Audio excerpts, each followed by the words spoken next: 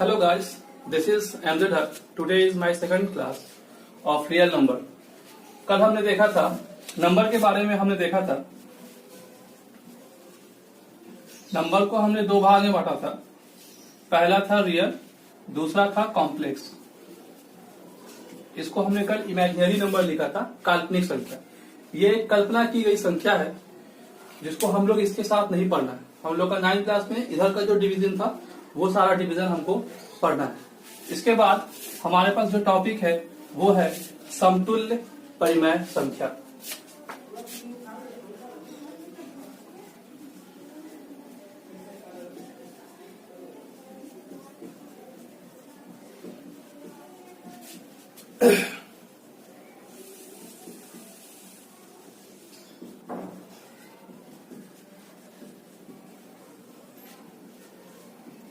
Equivalent rational number कहते हैं इसको। समतुल्य परिमेय संख्या में कोई भी आप एग्जांपल ले ले, 3/9 ले ले या 3/7 ले ले और इसका इक्विवेलेंट लिखना है। क्वेश्चन दिया रहे कि ये दिए गए रैशनल नंबर का आप इक्विवेलेंट लिखिए, 2 लिखिए, 3 लिखिए। उसके लिए आप क्या कीजिएगा, सबसे पहले इसमें जो नंबर दिया रहेगा उसमें आपको 2 से ऊपर और 2 से नीचे, यानी कोई भी संख्या आप ले सकते हैं, कोई जरूरी नहीं कि 2।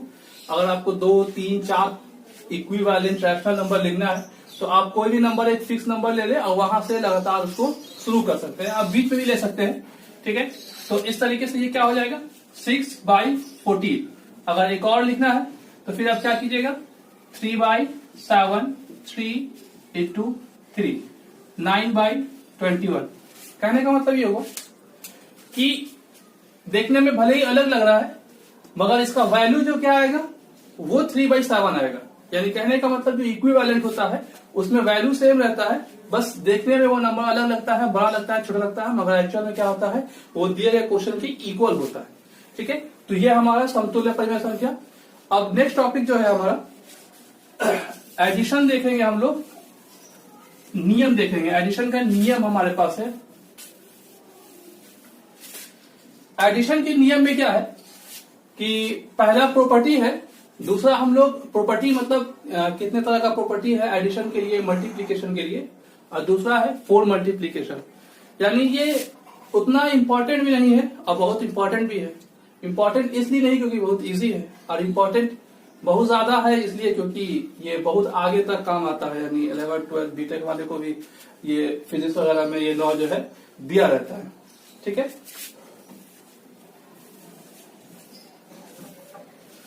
चलिए हम लोग देखते हैं। पहला है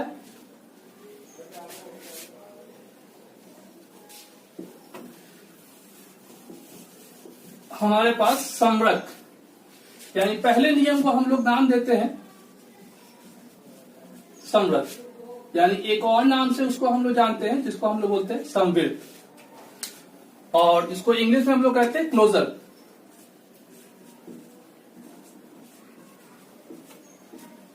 इंग्लिश में कहते हैं क्लोजर। क्लोजर हम नीचे लिख देते हैं CLOSURE, क्लोजर, ठीक है। तो ये नियम ये कहता है, समवर्ग का नियम ये कहता है कि कोई भी रियल नंबर को, यानी जो हमने रियल नंबर पढ़ रहे हैं, कोई भी रियल नंबर को अगर आप ऐड करेंगे तो हमेशा क्या आएगा, रियल नंबर ही आएगा, ठीक है। 2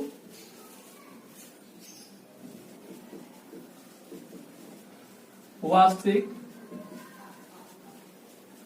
संख्याओं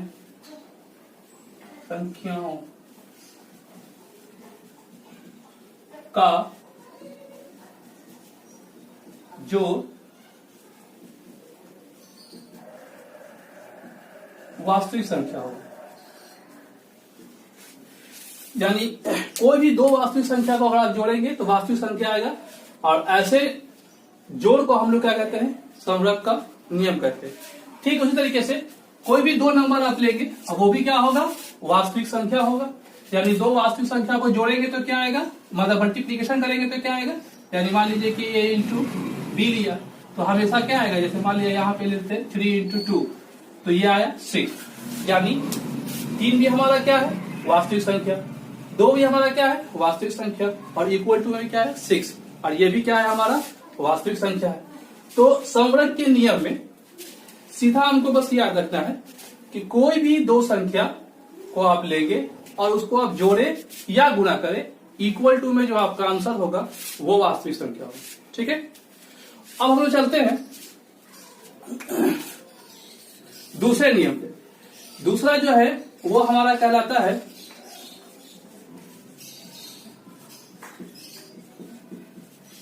कम्यूटेटिव। दूसरा जो है उसको हम लोग कहते हैं कम्यूटेटिव। ठीक है, कम्यूटेटिव हिंदी में आप कह सकते हैं क्रम विनिमयता, क्रम विनिमयता। इस नियम में यानी इस लॉ में ये कहता है कि कोई भी 2 नंबर ले, जैसे मान लिया कि पहला नंबर जो है हमने ए ले लिया, दूसरा बी लिया, और p प्लस ए का, तो आंसर क्या होगा, हमेशा इक्वल होगा, इसमें एडिशन वाले में। ठीक है, ठीक इस तरीके से मल्टीप्लीकेशन में भी हम सेम काम कर सकते हैं, b इंटू ए, यानी ए में बी जोड़े बी में ए जोड़े, आंसर में कोई फर्क नहीं आएगा। जब इस तरह का जोड़ हम लोग करते हैं तो उसको हम लोग क्या कहते हैं, कम्यूटेटिव लॉ, यानी क्रम विनिमयता। ठीक है, थर्ड नंबर है हमारा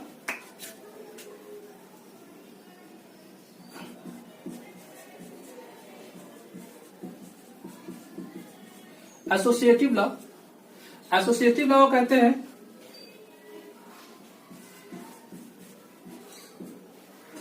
सहचार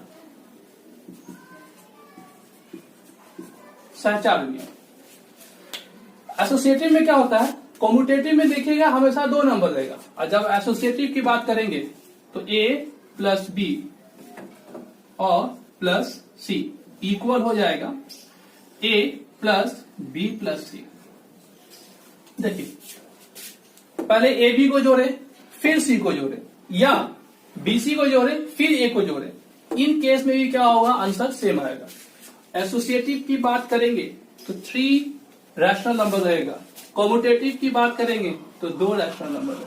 ठीक है, इस बात से हमको याद रखना है कि कौन ऊपर होगा कौन नीचे होगा।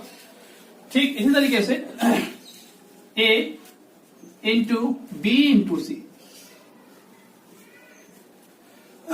Equal to A into B into C, यहां भी कोई फर्क नहीं पड़ेगा, ए बी को मल्टीप्लाई करके सी को करे, या फिर ए को छोड़ के बी सी को करे और उसके बाद ए को, उससे हमको आंसर क्या आएगा, सेम आएगा। तो इधर वाला एडिशन है, इधर वाला मल्टीप्लीकेशन। हाँ, तो हम लोग देख चुके एसोसिएटिव लॉ तक हम लोग देख चुके। ठीक है, एसोसिएटिव के बाद है 4 नंबर और 5 नंबर। एसोसिएटिव के बाद है एग्जिस्टेंस ऑफ आइडेंटिटी। ये नियम बहुत इंपॉर्टेंट है, इस पर ऑब्जेक्टिव क्वेश्चन आपको बनता है। तो एग्जिस्टेंस ऑफ आइडेंटिटी कहने का मतलब तस्मक की उपस्थिति। तो एडिशन में जाएगी तो एडिटिव आइडेंटिटी के नाम से जानते हैं हम लोग। एडिटिव आइडेंटिटी यानी योज तस्मक, आपने 8th क्लास में पढ़ा होगा, यहाँ पे आता है योज तस्मक। योज तस्मक में क्या होता है कि ए में 0 जोड़े या 0 में ए कोई नंबर है आपका, इक्वल टू भी क्या आएगा, ए आएगा। याद रखिए 0 यहां पर योज तस्मक है। ठीक है, ठीक उसी तरीके से एडिटिव मल्टीप्लीकेशन यानी गुणात्मक तस्मक, इसमें 1 इंटू ए करे या a इंटू 1 करे, आंसर क्या आएगा, ए आएगा। यहाँ पे याद रखिए 1 जो है यहाँ पर गुणात्मक तस्मक है। नेक्स्ट आते हैं एग्जिस्टेंस ऑफ इनवर्स, प्रतिलोम की उपस्थिति। एग्जिस्टेंस ऑफ इनवर्स में हम लोग आएंगे तो एग्जिस्टेंस ऑफ एडिटिव इनवर्स, तो योज प्रतिलोम, और योज प्रतिलोम में क्या होता है, ए या माइनस ए दोनों को जब ऐड करेंगे या माइनस ए को ऐड करेंगे तो आंसर क्या आएगा, 0 आएगा। और यहाँ पे ए और माइनस ए दोनों एक दूसरे का क्या होगा, योज प्रतिलोम। यानी क्वेश्चन आपको रहेगा कि ए का योज प्रतिलोम लिखिए, तो आप क्या लिखेंगे, माइनस ए। और अगर आपको कहा जाए कि माइनस ए का लिखिए तो ए, जैसे -6 है तो -6 का क्या लिखेगा, 6 लिखेगा। तो दोनों एक दूसरे का क्या है, 6 का बोलेगा तो -6, यानी दोनों एक दूसरे का क्या है, योज प्रतिलोम। ठीक है, उसी तरीके से मल्टीप्लीकेटिव इनवर्स यानी गुणात्मक प्रतिलोम। ठीक है, तो a इंटू 1/a या 1/a इंटू a, आंसर क्या आएगा a। यहां पर a और 1/a दोनों एक दूसरे का गुणात्मक प्रतिलोम है, यानी यहां भी कहा जाए कि आपको गुणात्मक प्रतिलोम लिखना है 1/6 का, तो आपका आंसर क्या होगा 6। आपको बोले कि 7 का लिखिए तो 1/7 का तो 7। तो इस तरीके से हम लोग देखते हैं। नेक्स्ट जो है हमारे पास वो आपका 6 नंबर जो है उसको हम लोग कहते हैं डिस्ट्रीब्यूटिव लॉ।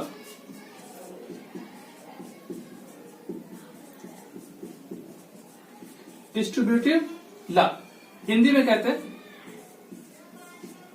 वितरण नियम। वितरण नियम में कुछ खास नहीं है, बस यहां पे क्या करेंगे, यहां भी वही 3 नंबर है तो a और b plus C, a b plus सी इक्वल टू में क्या हो जाएगा a b plus a c। नाम से ही देखिए हम लोग पकड़ लेंगे, नाम क्या है डिस्ट्रीब्यूटिव लॉ यानी वितरण नियम, यानी इसको हम लोग बंटन नियम भी कहते हैं। ठीक है, a जो है दोनों में बढ़ रहा है, a b के साथ गया, a c के साथ गया, तो a b और a c। इस तरीके से क्या हो गया हमारा ये डिस्ट्रीब्यूटिव लॉ। ये हमारा जोड़ का जो नियम था, गुना का नियम था, वो हमारा यहाँ पे पूरा हो गया। यहाँ पे एक चीज और ध्यान दीजिएगा, जो हमने नहीं बताया वो घटाओ यानी आपका नेगेटिव नंबर, और एक नहीं बताया डिवाइड के लिए, यानी एक घटाओ और एक डिवाइड के लिए हमने बताया। तो ये नियम जो है सिर्फ और सिर्फ आपको मल्टीप्लीकेशन और एडिशन पे ही लागू होता है। आप डिवाइड और माइनस के लिए इसको इस्तेमाल नहीं कर सकते, क्योंकि माइनस में आप अगर मान लिया कि 3 - 2 कीजिएगा तो आपको 1 आएगा, अब 2 - 3 कीजिएगा तो क्या आएगा -1 आएगा, तो ये क्या है इक्वल नहीं आएगा। ठीक है, तो ठीक इस तरीके से जब हम लोग डिवाइड का भी रिवर्स करेंगे तो वो क्या होगा इक्वल नहीं आएगा। तो मल्टीप्लीकेशन में और एडिशन में हम लोग रिवर्स कर सकते हैं।